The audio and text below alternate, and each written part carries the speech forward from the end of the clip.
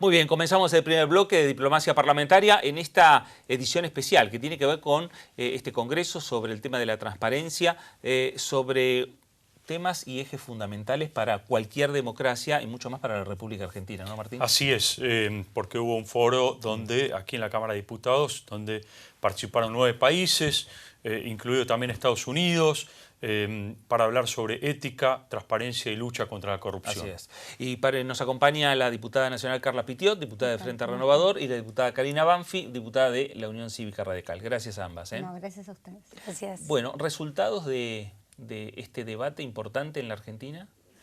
Bueno, en principio a mí lo que me pareció importante, primero es la instalación de esta agenda en el marco del Congreso de la Nación, que se da desde principio del 2016, cuando se genera este cambio de época, después de 12 años donde la mayoría recaía en hoy la oposición del kirchnerismo, y en donde la agenda de transparencia era una agenda casi olvidada, por decirlo de alguna manera. Luego de promover la ley de acceso a la información pública, en donde obliga a los 3 poderes a tener todo un desarrollo de políticas públicas en materia de ética, transparencia y lucha contra la corrupción dentro de las instituciones públicas, nos pareció importante que se dé este marco internacional en nuestro Congreso, ¿no? Me pareció que fue fundamental, principalmente, bueno, yo habiendo trabajado en toda América antes de ser diputada de la Nación,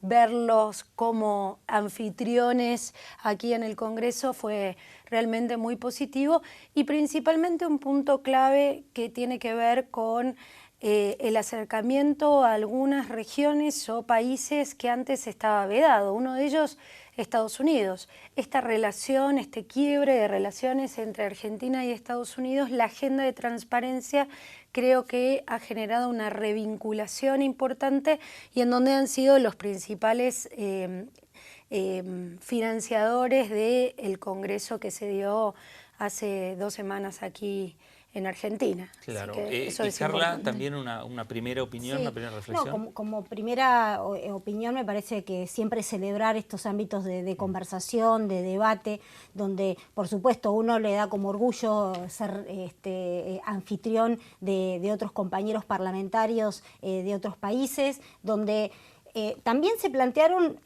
cuestiones vinculadas a logros, pero también grandes desafíos que tenemos en la Argentina. En la Argentina tenemos desafíos vinculados con no solo la legislatura transparente, sino con proyectos de ley, como también decía Karina, en los que hemos avanzado mucho, y otros en los que la verdad que tenemos un desafío, una deuda pendiente. La ley de acceso a la información, ojalá todos los debates se dieran como se dio en el 2016 el debate de la ley de acceso a la información, pero la realidad es que hoy tenemos algunas leyes en las que no hemos podido avanzar, algunos temas, por lo menos lo que me tocó a mí, vinculado con mi experiencia en organismos de control, como es la Auditoría General de la Nación, en la que después de 25 años, porque la Auditoría General de la Nación adquirió estatus constitucional en la reforma del año 94, donde después de 25 años hay un artículo que es el 85 que aún no fue reglamentado por el Congreso. Es decir, ahí hay una deuda pendiente del Congreso vinculado con qué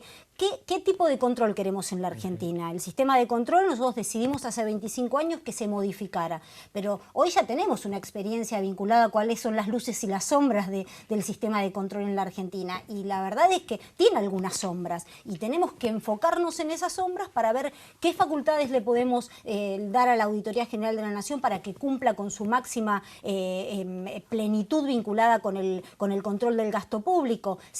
Nos tenemos que replantear cuestiones vinculadas con Sindicatura General de la Nación, yo creo que sí, Oficina Anticorrupción, y yo creo que también hay temas que el Congreso debe debatir, y debe debatirlo de cara también a la ciudadanía, vinculado con un reclamo que tiene que ver con que la participación ciudadana no se dé solamente con el voto, sino también con el consenso a través de los representantes en el Congreso de la Nación. Ojalá tengamos un Congreso de cara a estos temas que le interesan también a la gente. Ahora, en función de este foro internacional, ¿qué experiencias ustedes tomaron como novedosas, herramientas que pueden incorporar? ¿Y cómo estamos en relación a otros países en la lucha contra la corrupción? Bueno, uno de los temas que a mí más me llamó la atención que se puso sobre la mesa fue la figura, la creación de la figura que en inglés se denomina whistleblowers o testigos protegidos o denunciantes protegidos de corrupción. Esa es una figura esencial para poder mitigar justamente la corrupción, y es cuando hay algún funcionario o algún empleado que conoce un hecho de corrupción y que lamentablemente no tiene los mecanismos ni las herramientas legales para protegerse, no solamente con respecto a su trabajo, sino también con respecto a su vida. Y esto generó un denominador común pidiéndose también en otros lugares como Salvador, como Chile, como Ecuador. Yo soy autora de un proyecto de testigos y denunciantes protegidos de corrupción. Es un proyecto no nuevo para la Cámara de Diputados, está desde el 2003, que han pasado por diferentes autores, Garrido, Margarita Stolbizer, y luego he recogido el guante yo. Y sería interesante, como decía Carla recién, estos son los desafíos en donde debería ser más fácil encontrar los consensos para aprobarse. Hay muchos proyectos que hablan de la jerarquización y de la institucionalidad de aquellos organismos o institutos como estos que necesitan ser o funcionar como el antídoto para combatir la corrupción. Y de eso se trata la transparencia. La transparencia debería aparecer como una política pública que llevamos todos adelante justamente para que nos autocontrolemos como funcionarios públicos, como administradores del erario público, cuando aparece la tentación de utilizar o malversar fondos que no nos pertenecen. Ahora, Argentina avanzó mucho con el tema de la transparencia, avanzó mucho con la ley de acceso a la información pública, Karina lo estaba señalando. ¿Hay riesgos que esto no siga avanzando o hay riesgos de retroceder de acuerdo a quién gane la elección o no? Bueno, Carla y Karina, las dos. Yo tengo una opinión personal. Me parece que la Argentina inició un camino donde este retroceso sería muy negativo, y no creo que eso suceda. Me parece que también hay una apreciación de la opinión pública respecto de nosotros, vinculado con la política. Esta revinculación del dirigente, del político con la ciudadanía es un contacto que uno no debe, un vínculo que uno no debe romper, y uno lo rompe cuando rompes la confianza. Y la confianza tiene que ver con esto.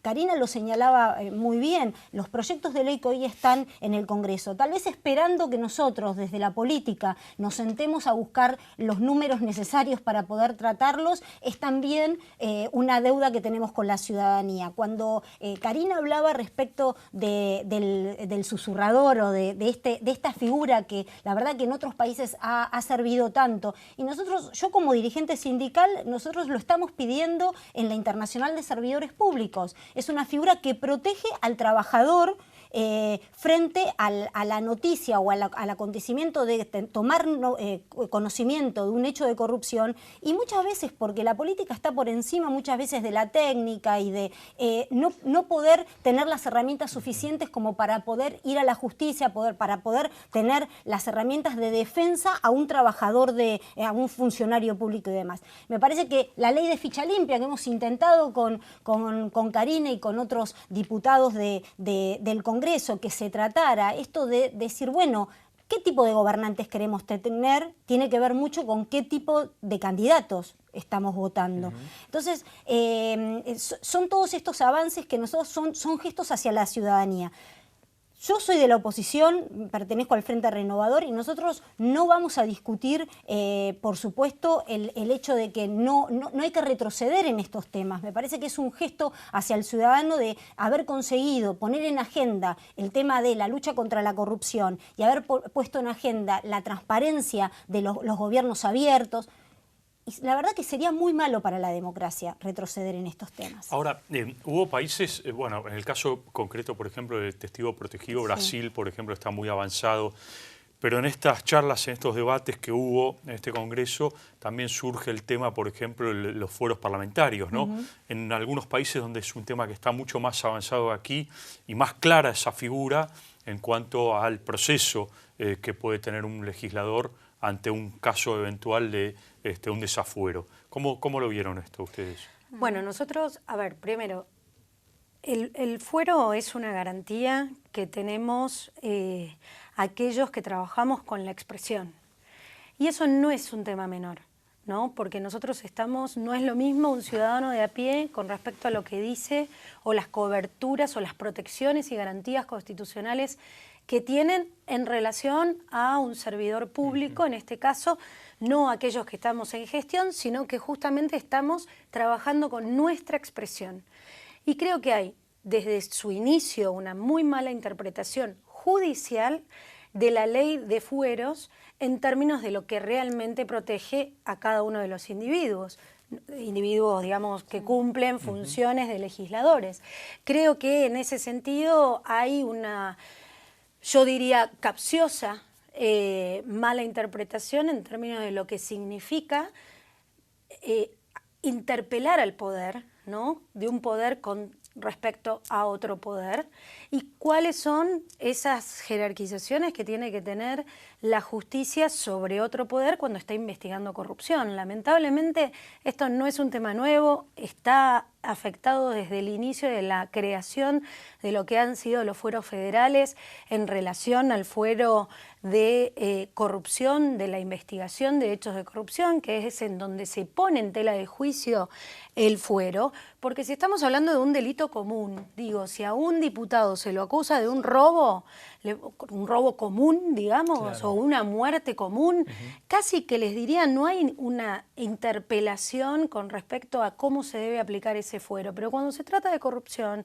lamentablemente, y también el uso de la figura de la prisión preventiva, son dos institutos que deberían tener, incluso quizás la Corte debería expedirse para generar un ordenamiento claro o ser parte de esos acuerdos que necesita la Argentina de todos los sectores para decir, cuando hay que investigar de corrupción, hay que apartar a esa persona, se debe dedicar a su defensa y luego, si se lo reconoce inocente, restituirlo en todas sus aptitudes. Ahora, tocar el fuero por aquellos que lo corrompen, realmente pone en riesgo justamente la capacidad que nosotros necesitamos para generar la voz del pueblo, que para eso nos votan, que el propio pueblo no tiene, ¿no? Claro. Entonces hay que ser muy cuidadoso en mitigar esa figura que sirve justamente para proteger y garantizar la voz que necesita la sociedad. Muy bien, Karina, Carla, gracias por haber estado en Diplomacia Parlamentaria. Pausa. Pausa y seguimos. Esto es Diplomacia Parlamentaria por Diputados Televisión.